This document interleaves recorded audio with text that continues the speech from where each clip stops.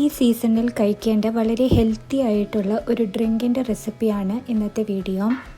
വീട്ടിൽ പാലും ഈന്തപ്പഴം ബദാമും ഉണ്ടെങ്കിൽ വളരെ ഈസി ആയിട്ട് നമുക്കിത് ഉണ്ടാക്കാം. അതിന് വേണ്ടിയിട്ട് ഒരു 15 ഈന്തപ്പഴം കുരു കളഞ്ഞ് എടുത്തിട്ടുണ്ട്. ഇനി ഇതിലേക്ക് 15 ബദാം എടുക്കുക. അതിനുശേഷം ഇതിലേക്ക് 1 കപ്പ് പാലൊഴിക്കുക.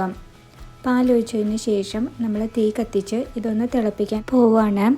ഏകദേശം ഒരു 4-5 മിനിറ്റ് തിളപ്പിച്ചാൽ മതിയാവും. അപ്പോൾ ഇതൊന്ന് നമ്മുടെ ഈന്തപ്പഴവും ബദാമും ഒന്ന് വെന്ത് കിട്ടാൻ വേണ്ടിയിട്ടാണ്.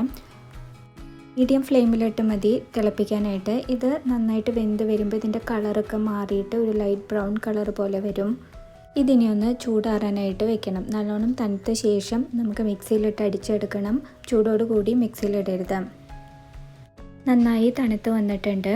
അപ്പോൾ ഇത് നമുക്ക് മിക്സിയിലിട്ടിട്ട് നല്ലോണം അടിച്ചെടുക്കണം.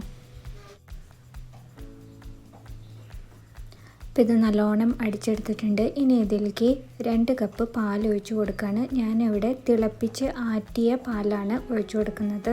പച്ചപ്പാൽ ഇഷ്ടമുള്ളവർക്ക് അത് ഇടാം. എന്നിട്ടിത് മിക്സിയിലൊന്ന് കറക്കിയെടുക്കാം.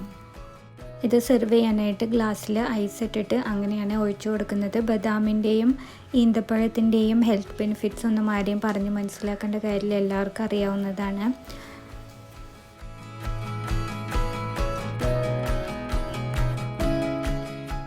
അതിൻ്റെ മുകളിൽ ബദാം അരിഞ്ഞതും ഈന്തപ്പഴം നീളത്തിലരിഞ്ഞതും ഇട്ട് അലങ്കരിക്കാം. ഈ വീഡിയോ എല്ലാവർക്കും ഇഷ്ടപ്പെട്ടു എന്ന് കരുതുന്നു. നിങ്ങളുടെ അഭിപ്രായങ്ങൾ ഞങ്ങളെ അറിയിക്കൂ.